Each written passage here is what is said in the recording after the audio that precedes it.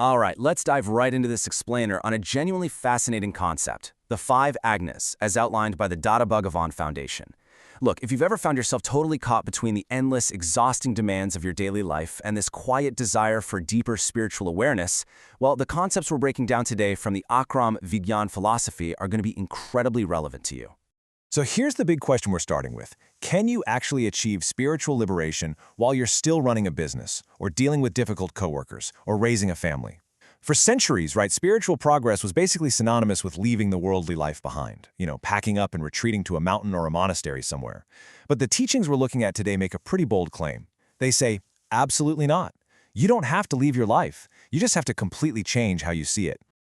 To unpack all of this, we're going to follow a quick roadmap. The meaning of Agna, the real and the relative, the illusion of doership, clearing files with equanimity, and finally, the key to continuous practice. Let's get right to it. Starting off with part 1, the meaning of Agna. Now, usually when you hear the word Agna, it implies a strict instruction, almost like a command for physical action, like a giant to-do list. But in this philosophy, it's defined in a very specific, totally internalized way. Here, Agna is described as knowledge, or Gnan, that radically shifts your internal state. It literally moves you from being an active, stressed-out participant tangled up in your life to a passive, neutral, knower-seer. The key here is you aren't changing what you're doing on the outside. You are fundamentally changing how you're observing it on the inside. Think about it like this. The text gives us this brilliant analogy: making soup versus setting up a chemistry experiment. When you're making soup, you are actively doing, right? You're chopping, stirring, tasting, using your worldly intellect to get the flavor just right. But practicing the Agnas is way more like a chemistry experiment. Once you combine the hydrogen and oxygen, you just step back and watch the reaction happen. You don't interfere. You simply observe. The Agnas are basically the internal instructions to keep you firmly planted in that observer seat. Moving right along to part 2, the real and the relative. Okay, so a core practice here is dividing your vision into 2 totally distinct categories. First, there's the real viewpoint. This means looking at someone and recognizing the eternal, pure soul within them, period. Then, on the flip side, there's the relative viewpoint, which is seeing the temporary, flawed physical form, what the teachings actually refer to as the physical packing, or a file. The overarching goal? Acknowledge the relative, for sure, but keep your focus locked on the real. And to really hammer this home, consider this striking analogy from the source material. Imagine you find a diamond worth $500,000, but it's wrapped up tightly in a piece of worthless, dirty, crumpled paper. If you're only looking at the paper, you might literally throw it away. But if you know that diamond is inside, your vision bypasses the ugly packaging entirely. You handle it with extreme care because of the treasure inside. The philosophy states that this is exactly how we should view every single person we interact with. But let's be real. That is much easier said than done. Our day-to-day opinions and expectations act as these incredibly thick veils of intellect that completely block us from seeing that inner diamond. Just think about it.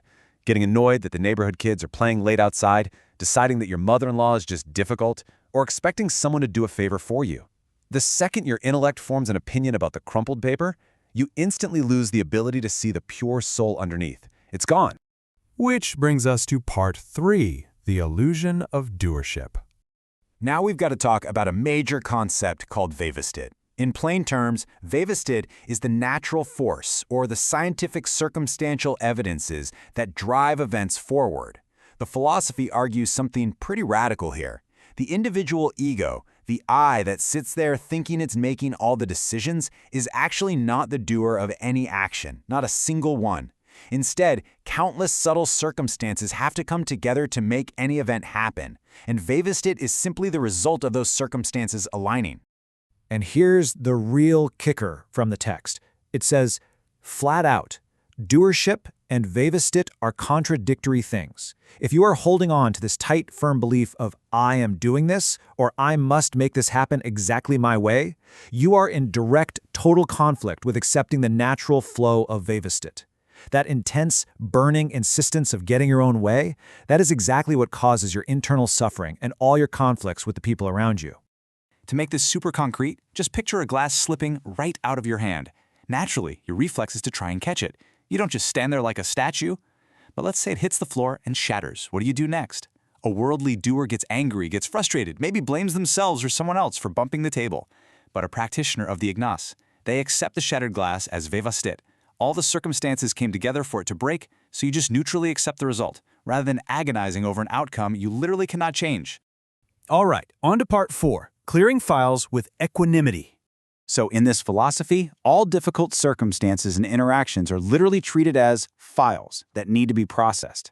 Living people, they are categorized as sticky files because they involve a two-way emotional attachment or abhorrence.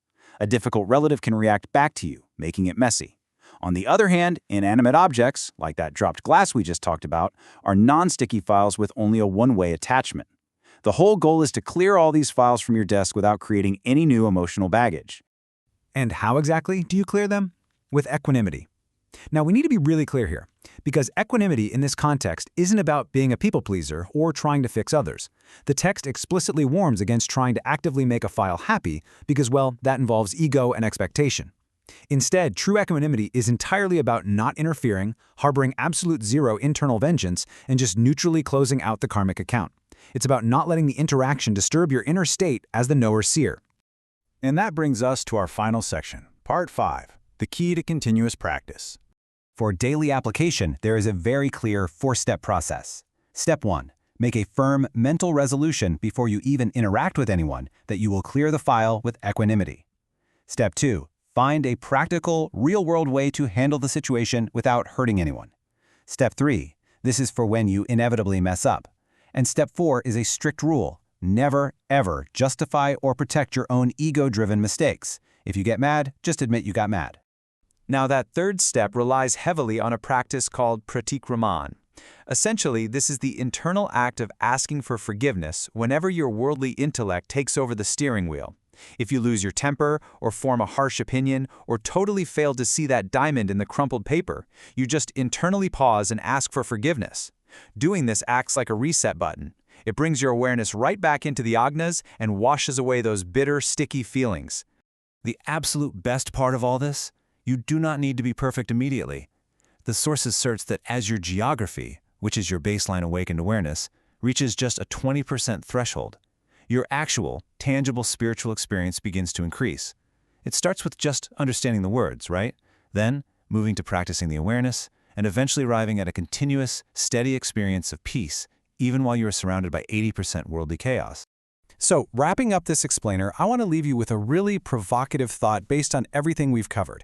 You don't have to quit your job or leave your family to find peace. You just have to completely change the lens through which you view them. So, when conflict strikes your life today, are you going to react as the agitated worldly doer trying to frantically control the uncontrollable?